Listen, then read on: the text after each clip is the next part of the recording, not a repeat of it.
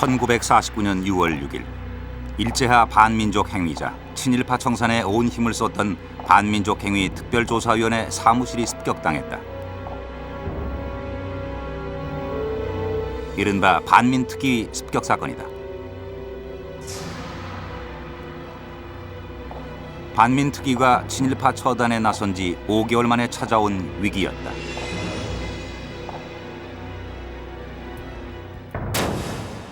친일 기업가 박흥식에서 문학가 이광수 그리고 악질 친일 경찰 노덕술의 검거에 이르기까지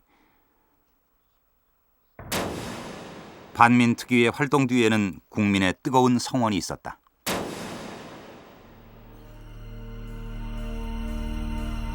이날 사무실에 있던 친일 반민족 행위자들에 대한 수사 서류가 압수됐다.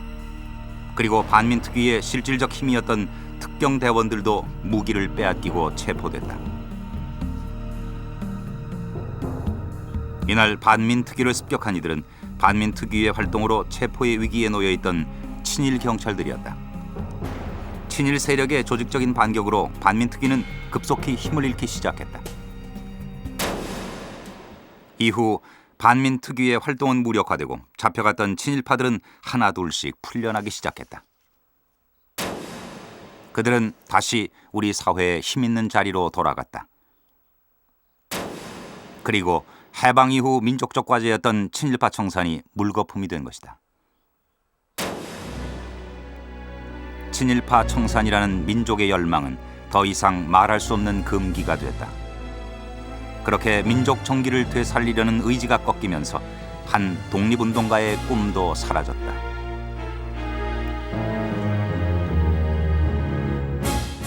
반민특위 위원장 김상덕. 그는 임시정부 문화부장으로 20여 년을 중국에서 투쟁한 독립운동가였다.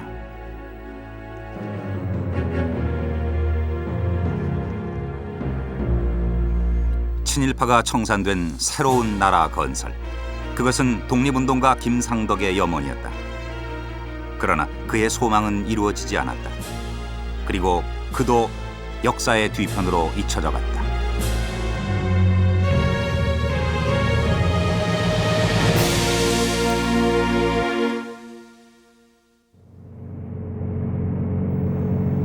(1945년 11월 23일) 중경 임시정부의 요인들이 환국했다. 오랜 독립운동의 마침표를 찍는 순간이었다. 하지만 이들의 표정은 밝지 않았다. 임시정부의 강요가 아니라 개인 자격으로 귀국해야 했다. 미 군정이 임시정부를 공식적인 한국의 대표기관으로 인정하지 않았기 때문이었다. 김상덕은 김구, 김규식, 이시영 등과 함께 귀국했다. 김상덕은 임시정부의 문화부장이었다. 20년이 넘는 중국에서의 독립운동. 하지만 그의 독립운동은 이미 1910년대 일본에서 시작됐다.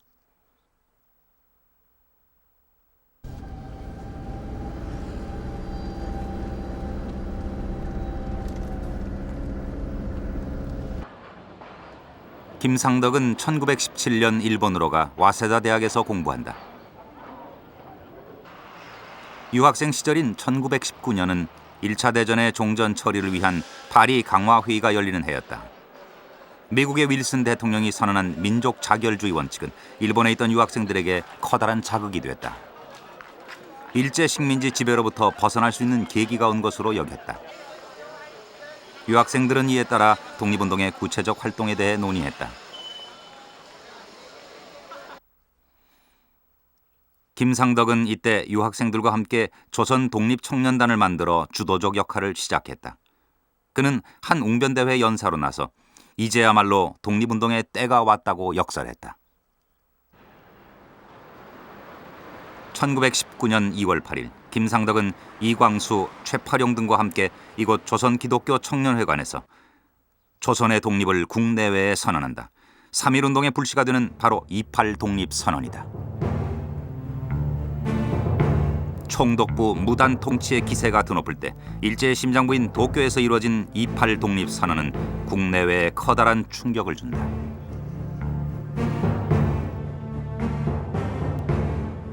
1919년 1월에 한인 유학생과 청년들이 중심이 되어서 조선 청년 독립단을 조직을 하는데 여기에 간부로서 활동을 합니다. 이 단체가 중심이 되어서 28 독립선언문을 발표를 하게 되는데 김상덕은 서명을 하게 되죠. 이제 이 활동으로 일제경찰의 체포가 되어서 1심에서 검거형을 받고 2심에서 공소기각이 된 후에 바로 이제 중국으로 이제 건너가서 활동을 하게 됩니다. 1934년 일본 총독부가 파악하고 있던 정보 자료는 김상덕의 중국 망명 후 행적을 보여주고 있다. 28 독립선언 후 중국에 망명한 김상덕은 사회주의에 관심을 갖는다.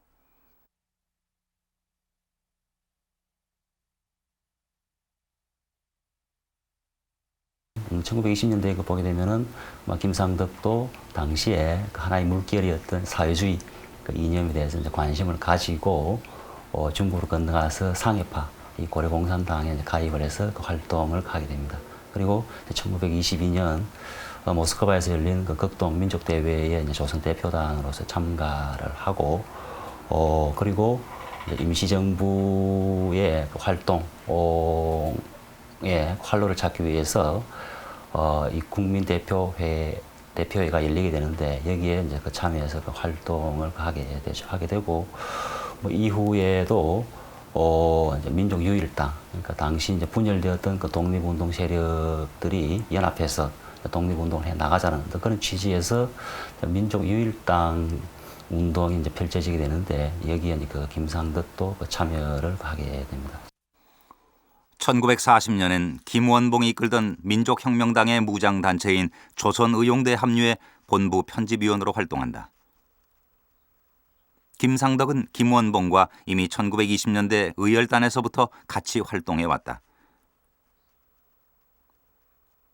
의열단과 조선의용대는 항일 무장 조직으로 친일파 처단과 일제에 대한 직접 무장투쟁을 계속했다. 1942년 민족혁명당이 임시정부에 참여하자 김상덕도 같이 합류한다.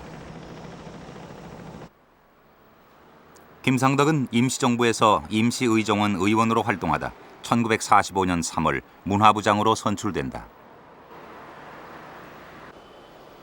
이때 김상덕이 정치적 입장을 같이 했던 인물은 김규식이었다. 김규식은 1910년대 서울 경신학교 시절의 은사였고 독립운동의 선배이자 동지였다. 임시정부 한 번씩 들어갔다 나오시면은 김규식 박사와 제일 먼저 찾아가서 인사드리면서 깊은 얘기를 나누세요. 그걸 내가 흔히 목격을 했고 두 분의 관계가 상당히 돈독한 걸로 알고 있습니다. 그리고 1945년 8월 15일 해방을 맞는다. 28 독립선언 이후 중국으로 망명 간 지 25년. 김상덕은 고단했던 타국에서의 망명 생활을 청산하고 임시정부의 요인들과 같이 환국한다. 우리나라 치면 초등학교인데 거기 다니고 있을 때 그분들한테 차오시엔 왕건누라는 놀림을 많이 받았습니다. 어린 가슴에 상당히 상처를 받았어요. 차오시엔 왕건누라는 게 무슨 말이냐면 조선 망국노라는 얘기거든요.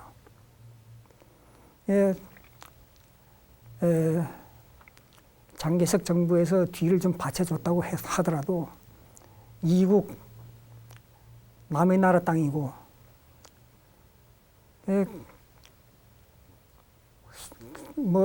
우리 임정 독립운동 하시는 어른들이 수많은 수모를 아마 겪었을 겁니다.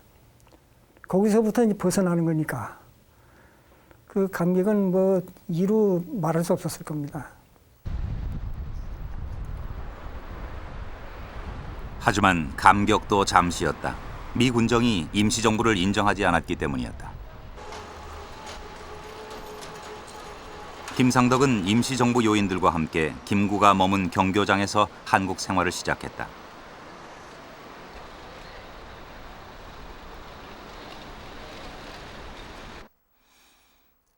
김상덕은 당시 좌우로 갈라져 있던 정치 세력의 통합에 관심을 쏟았다.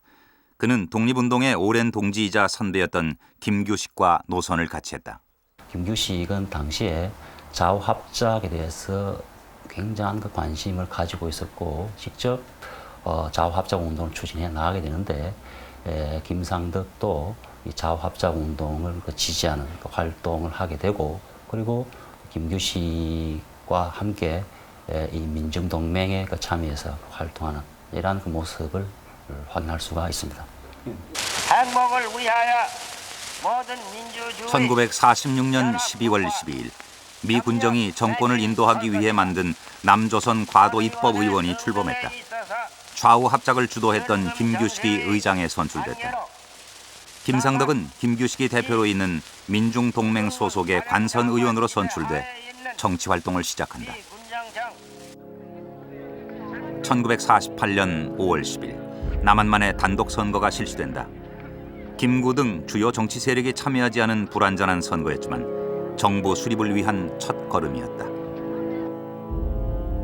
김상덕은 고향인 경상북도 고령에서 출마 당선된다. 이제 본격적인 정치인의 길로 나선 것이다.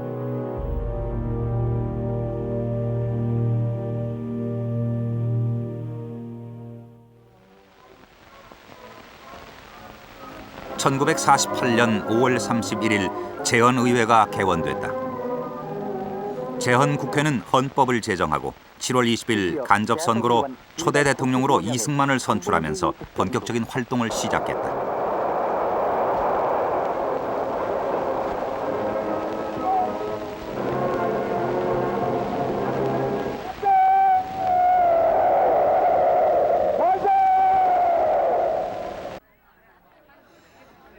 드디어 48년 8월 15일 남한만의 단독 정부가 수립됐다. 김구와 김규식 등 정치 지도자들은 단독 정부 수립에 참가하지 않겠다고 선언했지만 일부 임정 계열과 민족주의 세력들은 무소속으로 초대 국회에 대거 진출했다. 이들은 소장파 의원으로 불리며 제헌국회를 주도했다. 소장파 의원의 숫자는 이승만과 손을 잡은 한민당 계보다 더 많았다.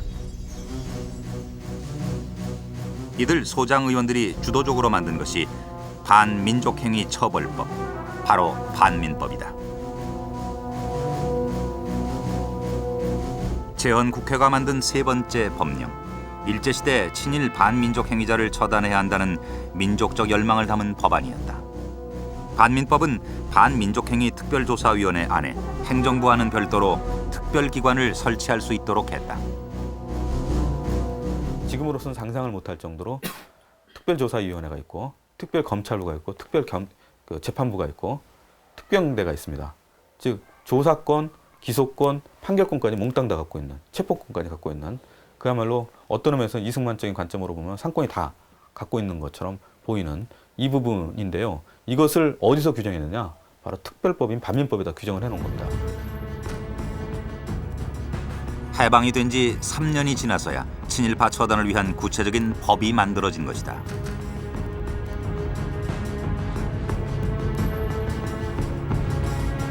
김상덕은 제헌 헌법을 만드는 기초위원으로 활동했다. 김상덕은 제헌 헌법에 친일파의 처단에 대한 조항을 만드는 데 역할을 했던 것으로 보인다.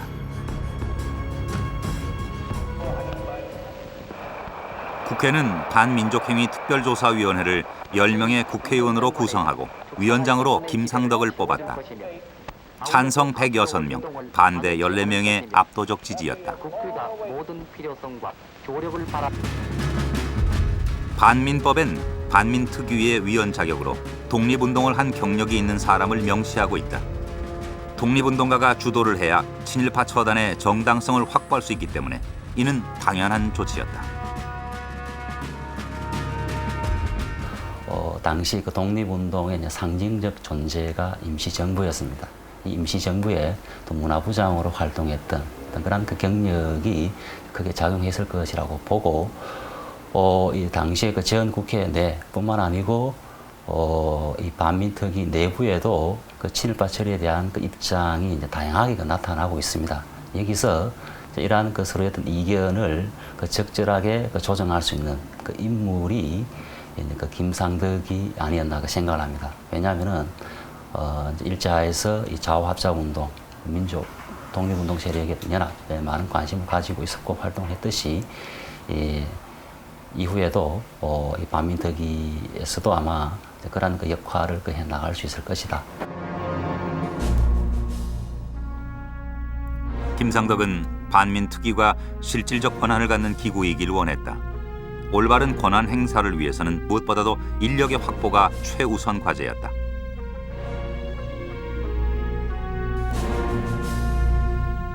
반민특위에 사무국과 특경대가 구성된다. 이로써 반민족 행위자 처벌을 위한 본격적인 모습을 갖추게 된다. 또한 이것은 반민특위와 당시에 군, 경, 정부 등 사회 곳곳에 자리 잡았던 친일 세력과의 본격적인 싸움을 예고하는 것이었다. 지금 여러분이 아시는 바와 마찬가지로 우리 현실엔 범법에 해당한 자가 경찰 관리 가운데 많습니다. 그런데 그 임무를 하는 조사원들이 사법경찰관 그들을 지휘 조사하는 이러한 권리가 없다면 사법경찰관 내부에 해당하는 자는 도저히 조사하기가 어려울 것입니다. 그런 관계로 해서 능동적으로 하기 위해서 우리가 법적으로 이러한 권리를 갖지 않고는 안 되겠다는 그 점입니다. 군과 경찰에는 상당 부분이 친일파에 의해서 장악되어 있기 때문에 그 정부 측이 군과 경찰을 어떤 조사를 위한 그 대원으로 이렇게 뽑지를 않고 별도로 그 내무부 산하에 있는 경찰이 아닌 특별 경찰대를 특별 반민특위 내에 별도로 두게끔 한 겁니다. 실제 이제 반민특위 과정에서는 느꼈지만은 엄청나게 많은 외압이 있어요. 그 무수히 많은 외압들을 이 특위 요원들 스스로 막아낼 수가 없었던 거예요. 그런 외압을 뚫고 나가서 할 수 있는 물리력이라는 것이 일정도 필요했고 그 물리력을 필요로 했기 때문에 특별경찰대라는 것을 별도로 만들도록 제의를 했던 장본인이 바로 김상덕 선생입니다. 1949년 1월 5일 반민특위가 중앙청에서 정식으로 출범했다.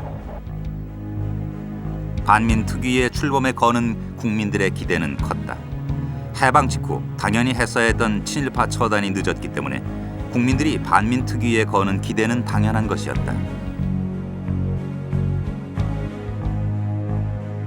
49년 1월부터 구체적인 활동을 하게 될 때는 아주 그냥 무슨 큰 참 경사나고 중요한 일이 지금 전개되고 있는 그런 식으로 신문들이 연달아서 크게 보도를 해나가고 있어요. 그래서 이제야말로 정말 민족 일이 제대로 풀리는 것 같다. 친일파가 청산돼 가지고 우리 사회가 이제 맑고 깨끗하게 그래서 민주주의라든가 국민화합이 제대로 될 것 같다라는 식의 그런 보도를 계속 내보내는 걸 볼 수가 있습니다.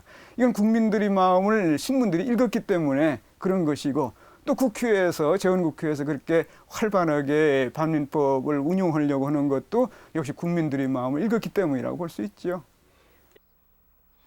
전국 곳곳에 설치된 제보함에는 친일파 청산에 대한 국민들의 염원이 고스란히 담겨져 있다. 국민들은 친일파 청산에 대한 자신들의 생각과 피해 경험을 기록해 제보함에 넣었다.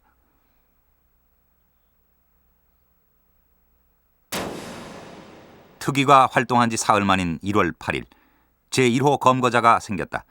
화신백화점 총수인 박흥식이었다. 그는 정부의 비호를 받아 해외로 도피하려다 잡혔다.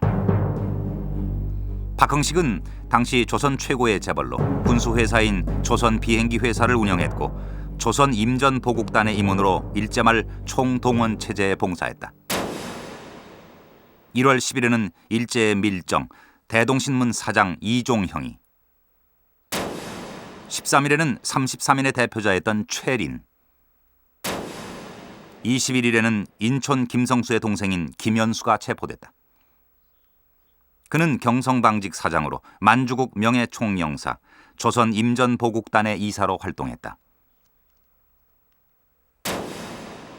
2월 7일에는 친일문학의 거두였던 최남선과 이광수가 체포됐다.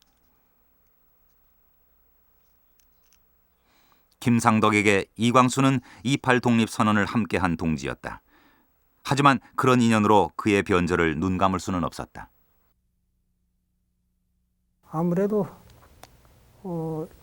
28 독립선언 때 서로 그 일본 동경이라고 그러면 심장부에서 대한민국 독립을 선언하는 운동이거든요. 그거 상당한 각오를 한 동지들이었고, 그래서 거기다가 또 이광수의 그 문필에 대해서 아버지가 상당히 그 애착을 가지신 거고, 그래서 이광수 씨가 그 저촉된 걸 매우 마음 아파한 건 사실입니다. 하지만 이광수는 자신의 반민족 행위에 대해 뉘우치지 않았다. 나의 발자취 남기고 싶은 이 정철용 씨는 현재 살아있는 유일한 반민특위 조사관이다.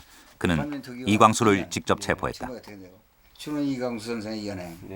난 그래도 미안하다 이런 얘기가 나올 줄 알았는데 그게 아니라 한 얘기가 해방이 1년만 늦었어도 우리는 전부 한국 시민이 됐을 거다.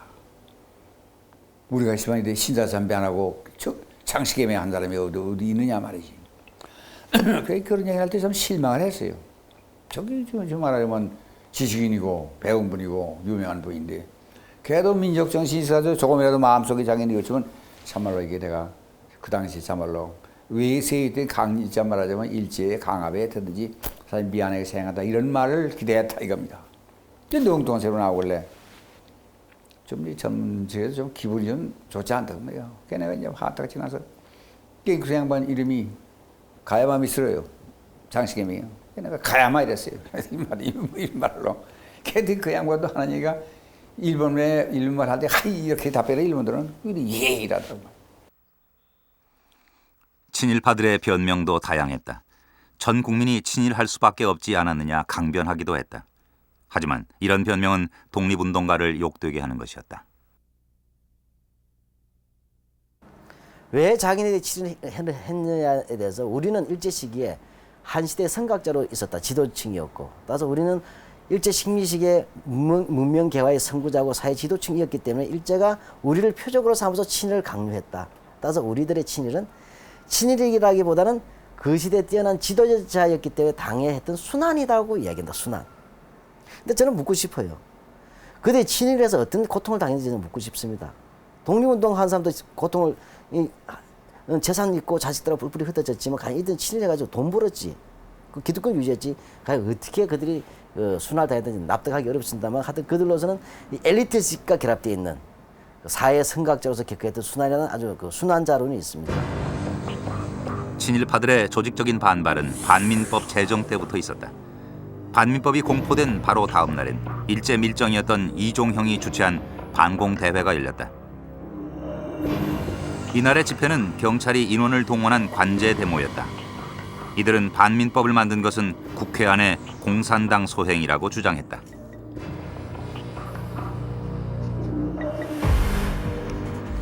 특히 이종형은 반민법은 온 국민을 그물로 얽어매는 법이라며 온 국민이 친일파다라는 물타기식 궤변을 늘어놓았다.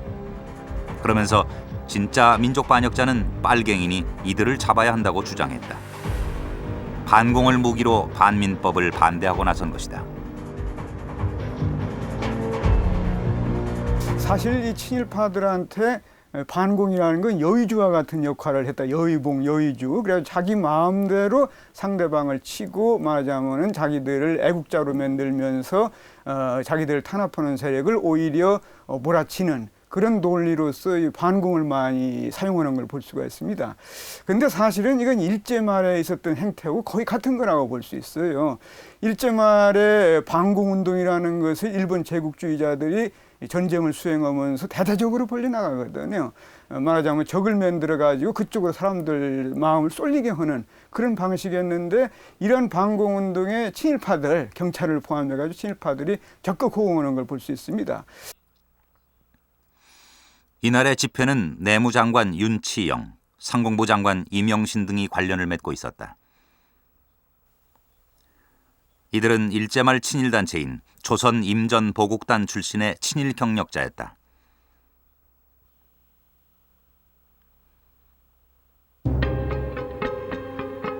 반민특위의 활동 진행 상황을 미국 본국에 보고하는 주한 미 대사관의 보고서에는 이종형의 방패막이로 윤치영 내무부 장관을 지목하고 있다.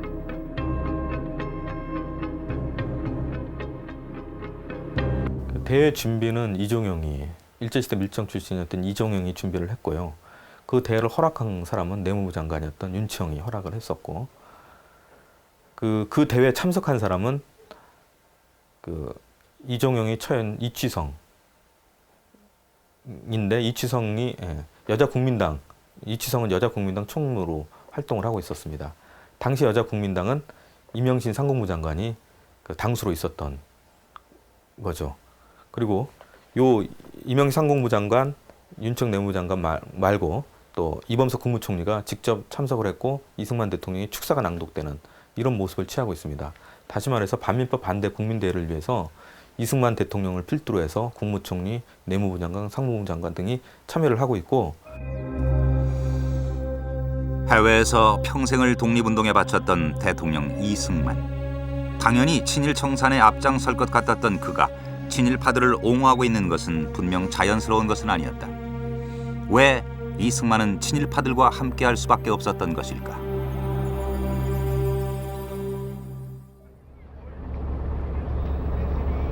(1945년 8월 15일) 해방이 됐다. 창씨 개명, 강제 징병 등 고통스러운 일제의 지배 35년이 끝난 것이다.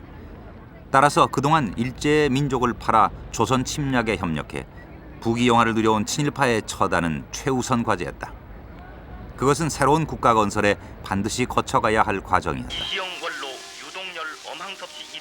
친일파 처단은 거의 모든 정치 세력의 공약이었다.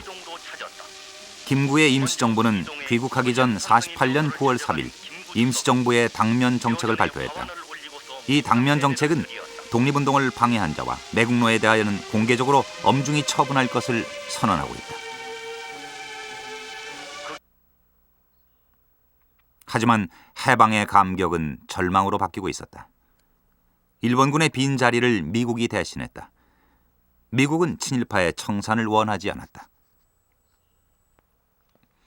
미국이 조선을 통치할 효과적인 방법, 그것은 현상유지였다. 조선의 실정을 잘 아는 훈련된 인력, 일제가 식민지 지배와 수탈을 위해 고용했던 친일 반민족 세력이 그들에게도 필요했던 것이다. 하지가 그런 얘기를 했어요. 과거에 일본을 위해서 일했던 사람이라면 우리 미국인을 위해서도 일해줄 수 있다라는 얘기를 했었거든요. 그건 다른 말로 하면은 한반도의 현상을 유지해야 될 뿐만 아니라, 그러니까 현상 타파를 원하지 않을 뿐만 아니라 미국의 이해관계를 적극적으로 비호하고 옹호해 줄 수 있는 세력이 필요했던 것이죠.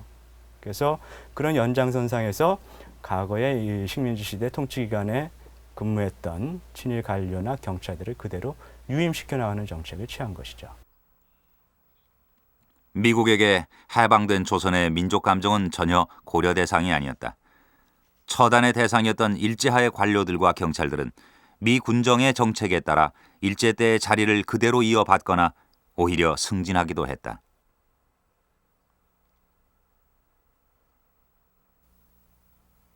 경찰의 경우 1946년 10월까지 임명된 서울 시내 10개 경찰서장 중 9명이 친일경찰 출신이었다. 특히 이들은 일제시대 독립운동가를 체포, 고문한 악질 친일파들이었다. 오히려 미 군정의 비호 아래 이들은 승진을 거듭하며 한국 경찰의 핵심으로 자리 잡아가고 있었다.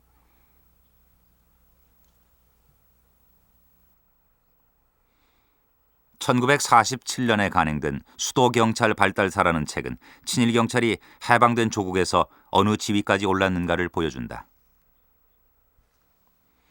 친일경찰을 치안기술자라며 옹호한 장택상을 선두로 친일경찰 최연과 노덕술이 2, 3위의 서열이다. 일제하 총독부 경찰 제도에서 조선인에게 허락된 최고의 직급인 경시까지 오른 최연은 경찰의 2인자인 수도경찰청 고문관으로, 독립운동가 고문으로 유명한 노덕술은 수도경찰청 수사국장이 됐다. 1946년 11월까지 미 군정의 경찰 간부 비율을 보면 경위 이상의 1157명 중 82%인 949명이 일제시대의 경찰 경력자였다. 경찰을 뽑았는데 그런데 새로 선발된 경찰들 가운데 고위급의 7, 80%는 과거 일제시대에 경찰 전력이 있는 사람들이 그대로 유임이 됐고 하급 관료들 하급 경찰 같은 경우에도 한 30%가량은 그 전에 이제 일본 일제시대의 경찰들이 그대로 유임하게 됐던 것이죠. 해방 직후 좌우익의 갈등 속에서 일부 독립운동가들이 이들 친일 경찰에게 잡혀 고문당하는 일도 생겨났다. 민족혁명당을 이끌었던 김원봉은 친일 경찰 출신 노덕술에게 체포돼 수모를 겪기도 했다. 김원봉은 붙잡혀갈 당시 화장실에 있었는데 일제 경시 출신 노덕술이 그대로 수갑을 채워 장택상 앞으로 끌고 갔다. 김원봉은 장택상과 노덕술에게 그런 수모를 당하고 나에게 와 사흘을 꼬박울었다. 그는 울면서 여기서는 외놈 등살에 언제 죽을지 몰라 했다. 그는 48년 남북 협상 때 김구와 함께 평양에 갔다 돌아오지 않았고 그 후 김일성에 의해 숙청당했다.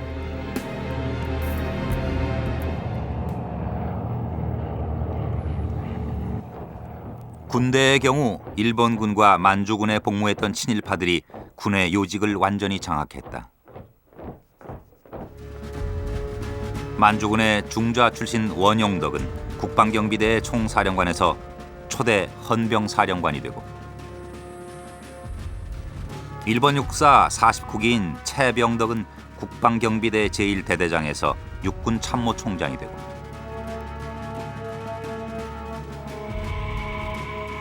일제 경찰 출신인 전봉덕은 군인으로 변신해 헌병사령관이 되는 등 일제에 충성했던 이들이 해방공간에서 승승장구를 거듭했다.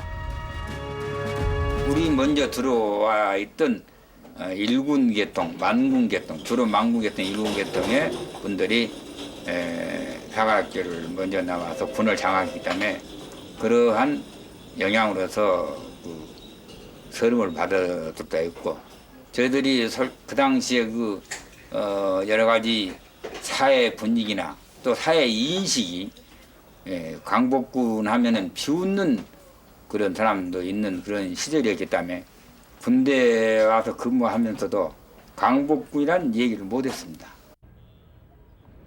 일본군 경력 앞에 광복군의 경력은 초라한 것이었다. 민족 정기는 설 자리를 잃었다.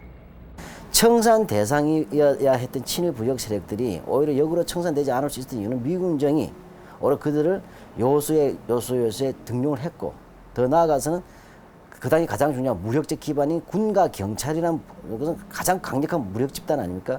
이 부분에 친일파들이 장악했다는 사실입니다. 자, 이렇게 되면서 결국 미군정 3년의 역사는 친일 청산의 역사가 아니라 일제 강점기에서 해방 이후로 넘어가는 과도기에서 친일파들이 다시 우리 사회의 권력의 중추부에 또는 요소요소에 다시 한번 기득권을 재장하게 나가는 과정으로 봐야 된다. 이승만의 움직임도 친일 청산과는 거리가 멀었다. 친일 청산은 정부 수립 후로 미루자는 것이었다. 이미 이승만은 오랜 해외 독립운동으로 부족한 국내의 기반을 메꾸기 위해 친일 세력을 선택하고 있었다.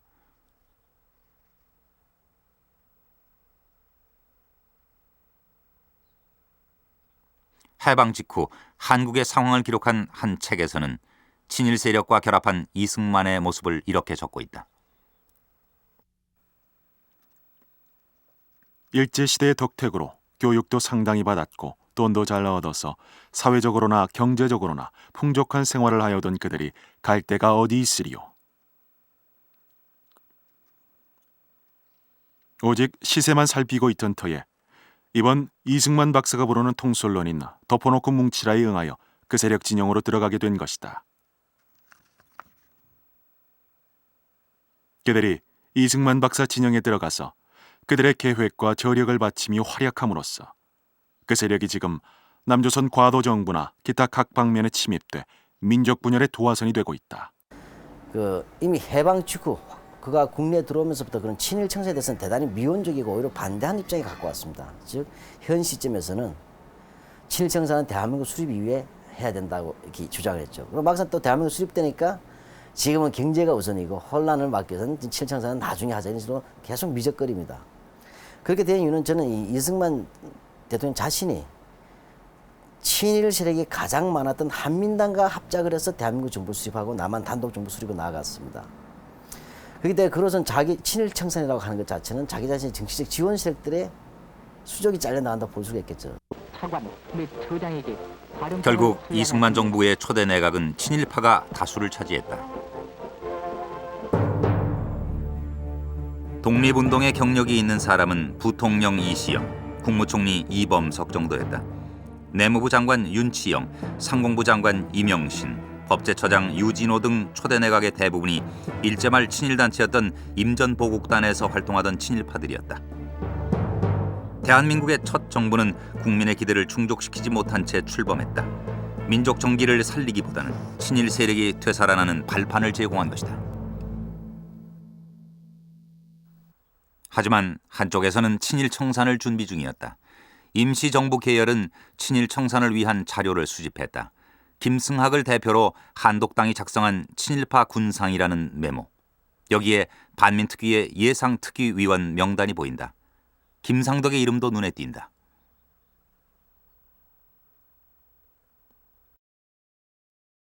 뒷면에는 정치, 언론, 문화, 경제계 등 각계의 친일파 이름이 나열돼 있다. 이는 당시 우리 사회 구석구석에 얼마나 많은 친일파들이 자리 잡고 있는지를 보여주고 있다. 이 메모는 이후 반민특위의 활동에 중요한 참고 자료가 된다.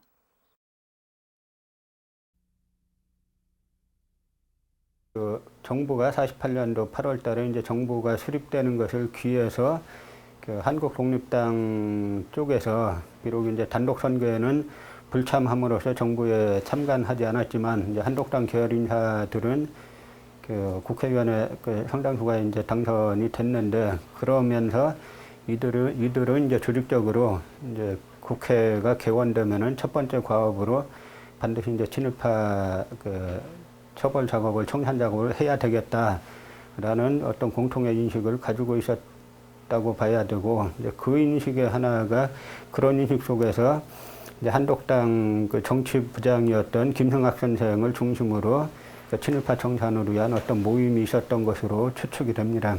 그 모임의 결과물이 바로 이제 김승학 선생의 이제 6필 원고인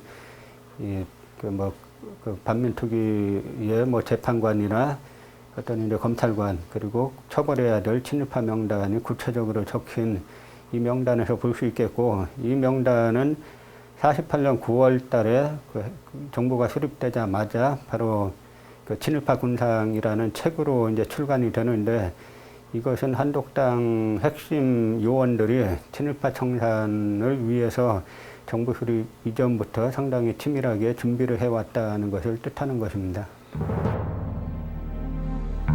반민특위는 민족의 염원과 참고 자료를 바탕으로 민첩하게 움직이기 시작했다. 우선 이미 뿌리 박혀 있는 정부 내의 친일파 청산을 요구하고 나섰다.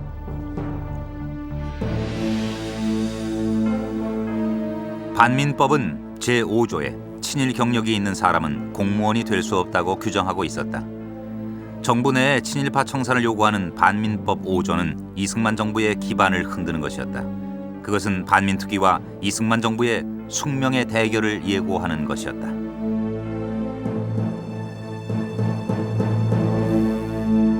경찰은 80~90%가 친일파 계열이, 그러니까 과거 친일 경력이 소유자든 아니면 혐의가 있는 사람들이고 관료 출신도 마찬가지로 그렇게 친일 경력이 소유자가 상당 부분을 차지하고 있던 상태에서 이승만 정권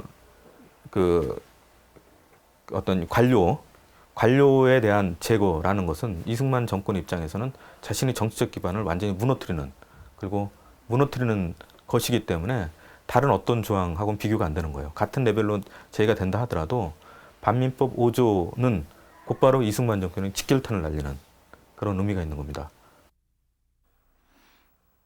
이승만 대통령은 49년 2월 16일 반민특위의 활동이 삼권 분립의 원칙과 헌법에 위배된다며 반민법의 개정을 선언한다.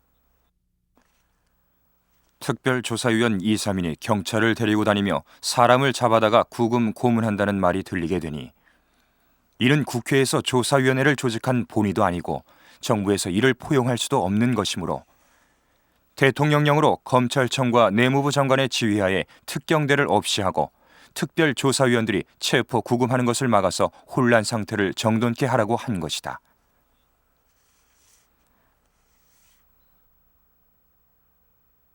반민특위위원장인 김상덕은 당장 반박 성명을 발표했다.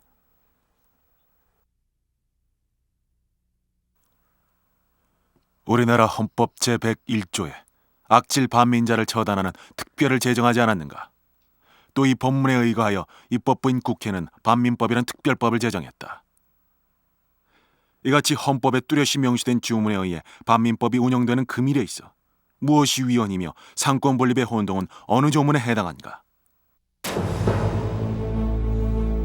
이승만의 반발은 친일 경찰 노덕술의 체포 이후에 본격적으로 나타난다.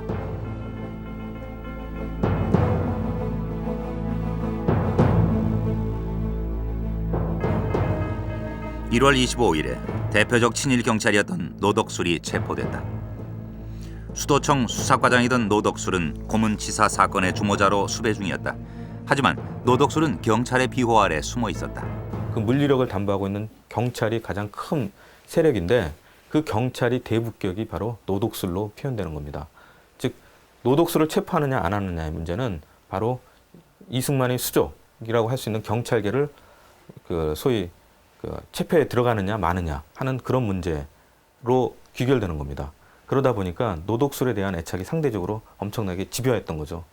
이거에 대한 싸움에서 지게 된다면 바로 반민법 제5조에 대한 숙청, 더 나아가서 그 이승만 정권이 붕괴로 연결될 수 있다는 판단하에 노덕술이 체포되고 나서 곧바로 국무회의를 개최를 합니다.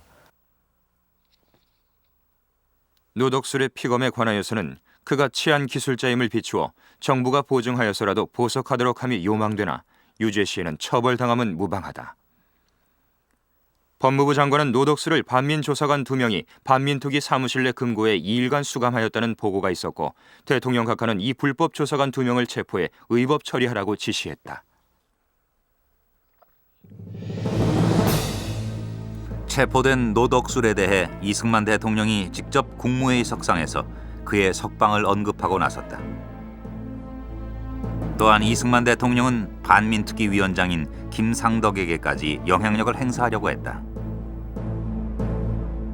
가끔 이 박사가 이제 아버지를 경무대로 이제 불러드립니다. 좀 반민특위 활동을 좀 자제해달라고. 그때 되면은 신익희 당시 이제 국회의장하고 같이 부르세요. 이 박사가. 들어갔다 나오면은 썩 좋은 기분이 아니고, 해공 선생이 이제 그럴 때 가끔 우리 집에 오셔서 응접실에서 이제 아버지하고 같이 술 한잔 나누고 서로 울분도 드러내고 수기도 하고 그런 모습들은 들어봤어요. 주한 미국 대사관의 반민특위 보고서는 이승만과 반민특위와의 만남에 대해 다음과 같이 기록하고 있다.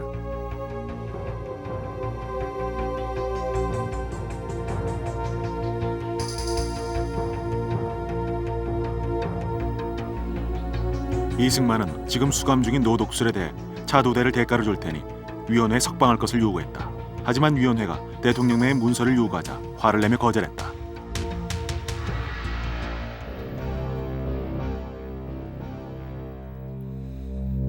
정부는 반민법 5조와 관련해 반민특위와의 협상을 지속적으로 시도한다. 49년도의 국무회의록을 보면 국무총리가 직접 대통령에게 보고하고 있다.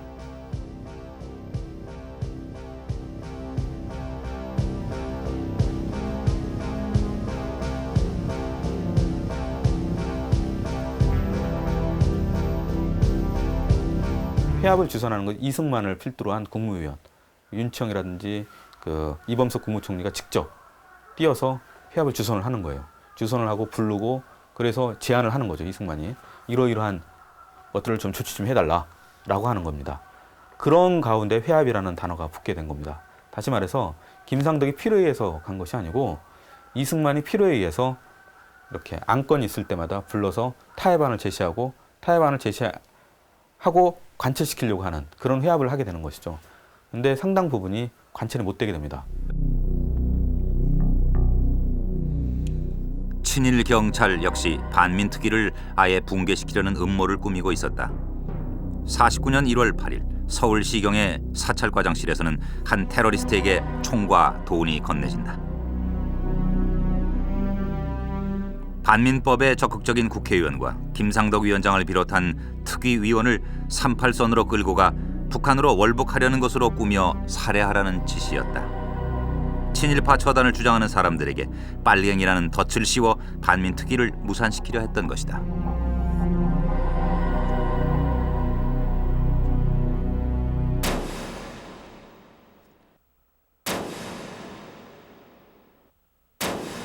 하지만 이 사건은 테러리스트 백민태가 자수하면서 실제로는 이루어지지 않았다. 이 사건은 친일경찰 노덕술이 기획하고 최난수 등 경찰 간부가 동원됐다. 그리고 자금의 출처는 반민특위 체포 1호 친일기업가 박흥식이었다. 대통령을 위시한 정부의 조직적인 반발과 친일경찰의 테러 음모, 반민특위는 점점 설 자리를 잃어가고 있었다.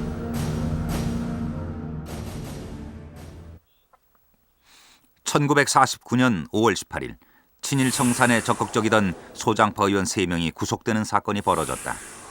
국회의원이 남로당과 연루됐다는 국회 뿌락지 사건의 시작이었다.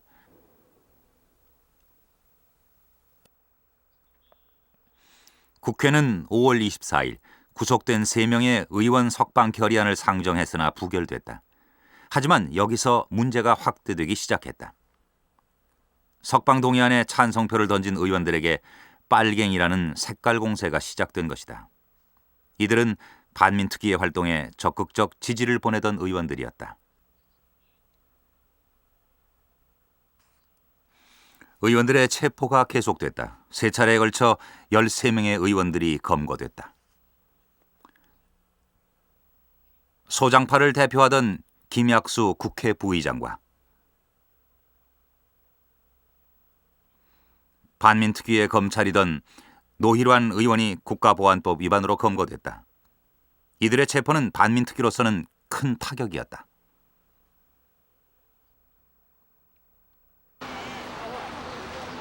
(6월 3일) 탑골 공원에서는 반공대회가 열렸다. 일제시대 임전보국단에서 활동한 친일파인 손홍원과 김정한이 데모를 주동했다. 이들은 반민특위의 수배를 받고 있었다. 집회에서는 반민특위 내에 공산당을 숙청하라는 구호가 외쳐졌고 데모대는 반민특위 사무실로 몰려가 시위를 벌였다. 하지만 이 집회는 친일경찰이 배후에 참여한 관제 데모였다. 서울시 사찰과장 최운하가 배후였다. 반민특위는 전격적으로 최운하를 체포했다. 그러나 경찰은 즉시 반격해왔다.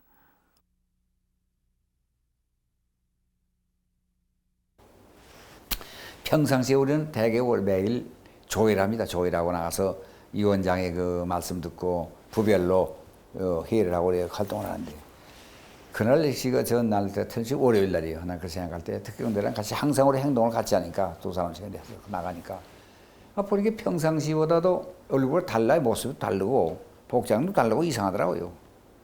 이게 이상하다 싶은데 그런 의아심을 품고 현관문을 썩 들어갔어요. 들어간 게 매일 하던 그것을 격려도 없고 인사도 없어. 두 사람이 또 나한테 떠오더니 손 들어라 이게. 그러니까 내가 화가 나지. 당신 누구예요 말이야. 누구 명령 듣고 있다 불법짓 하냐 말이야. 그러니까 알고 손 들어라 이게. 무슨 소리 하냐. 그러면 나한테 달래서 권총대 있다 그래. 그러니까 내가 딱 그래 저머시 이제 누굴 후리가 있어요. 건방진 놈들 어디다 손 대느냐 그래. 나쁜 놈들이라고 말이야. 그랬더니 답변이 간단하죠. 그냥 개머리 파나도 그냥 두들이 돼야 되는 말이야. 그게 나한테 다 뺏기고 그냥 그 허리를 어떻게 재고 말이야. 지금도 심하게 아파 오래되면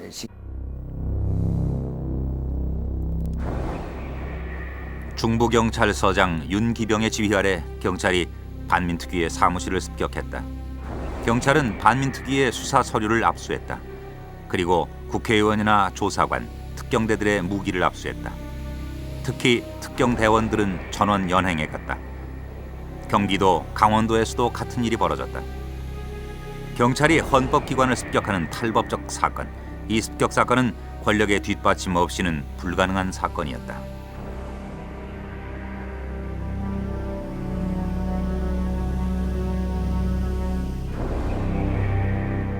근데 그 총지휘자가 누구냐면 중부경찰서장이야. 그래서 내가 서장 보고 서장으로서 이따위 짓을 하고 이러면 어떡하느냐고. 그러면 전 뭐 상부에서 하라고 해서 하는 거니까. 그 상부란 말이 그 청와대, 거기는 그 지금은 그 당시엔 경무대지, 경무대. 대통령이 있는 곳을 상부라고 그러는 거예요. 내무부 차관인 장경근은 이번 행동은 내무부의 지시에 의해 이루어진 것이다라고 말했다. 하지만 최종적인 지시자는 이승만이었다. 내가 특별경찰대를 해산시키라고 경찰에게 명령한 것이다. 특별경찰대는 국립경찰의 노련한 경찰관인 최운하 등을 체포했는데 현재 특위에 의한 체포의 위협은 국립경찰에 중대한 영향을 미치고 있다. 김상덕은 특위를 대표해 항의에 나섰으나 이미 반민특위는 설 자리를 잃어가고 있었다. 그 한번 우리 오래 그렇게 당하고 나니까 한 번은 엎질러진 뭘 기분이 납니까 그거? 예, 그날부터 뭐 이제 그런 게 확 공기가 달라지는 게 아까 말씀대로 별의별 일이 다 나와요. 이 진입하던 말이야 공과처럼 게 말이야. 정말 공과 나와요. 그 당시부터 이제 그거 나니까 이 길가에 가다 저도 문 열어 닫게 놓고 말이에요. 칸돌이지 이 빨갱이 새끼들 말이야. 이 새끼들 왜 집구석에 안 거기 나와느냐고 이런 소리 하는 놈도 없고. 너희놈들 밤낮 항상 너희들은 감시당한 줄 알아야 돼. 공간 하나도 나오고 말이야. 이게 참 하루하루가 참 불안한 겁니다.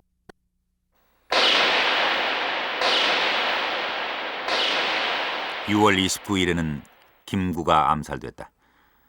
김구의 죽음은 민족 세력에게는 커다란 타격이었다. 임정 때부터 김상덕과 함께한 인물, 친일 청산의 정신적 후견인으로 이승만과 맞설 수 있는 유일한 인물이었다.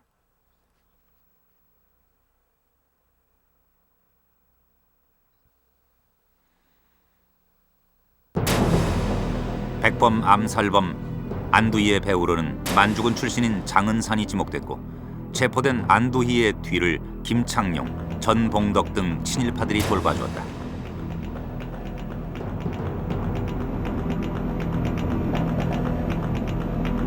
이 김구 암살 사건에 관련된 자들이 거의 다 친일파들이었다. 이런 점도 얼마나 이것이 역사의 아이러니라고 할까. 참 그 당시 상황을 잘 얘기해 주는 것이냐 그렇게 볼 수가 있어요.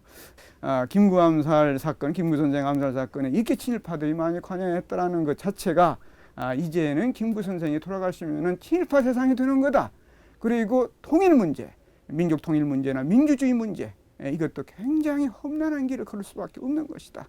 이걸 단적으로 얘기해 주는 것이었습니다. 국회 프락지 사건. 반민특위 습격 사건으로 힘을 잃은 국회는 이승만 세력에 의해 장악됐다. 결국 국회는 반민자의 공소시효를 50일만 남겨두는 내용으로 반민법을 개정했다. 사실상 더 이상의 친일파 청사는 없다는 선언이었다. 이에 반발해 결국 김상덕과 반민특위 위원들은 동반 사퇴한다. 한 난관을 피하면 앞으로는 평탄한 길이 오리라 했던 것도 난관을 피하면 피할수록 오는 것은 더욱더 큰 난관이었습니다. 뿐만 아니라 지난 6월 6일에 와서는 같은 국가의 정중한 국법을 지키는 기관 대 기관 사이에 민주주의 국가에서는 있을 수 없는 이런 사태까지 있었던 것입니다. 8월 말일까지의 짧은 기한 안에 우리들은 도저히 자신이 없으니 자신이 없는 일을 민주주의 국가에 있어서 맡아가지고 동포들을 기만할 수는 없는 것입니다. 결국 체포됐던 친일파들은 하나 둘 풀려났다.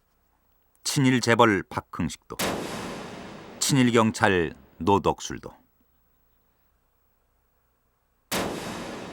친일 문학가 이광수도.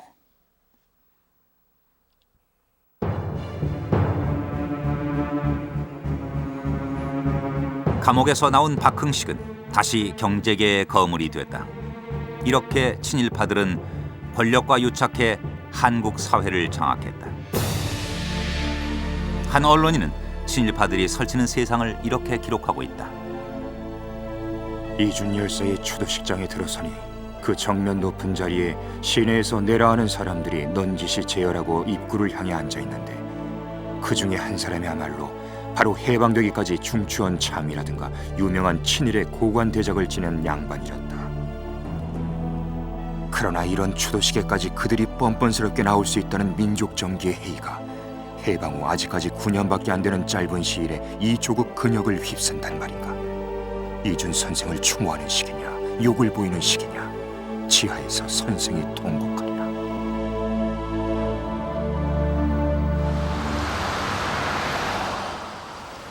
반민특위가 좌절된 지 55년. 반민특위는 이제 역사 속으로 묻혔다. 그 후 김상덕은 한국전쟁 때 납북됐다. 그가 남긴 것은 빛바랜 사진 몇 장과 중국에서 독립운동 시절부터 사용하던 한 개의 도장. 그리고 미완의 염원, 친일 청산이었다.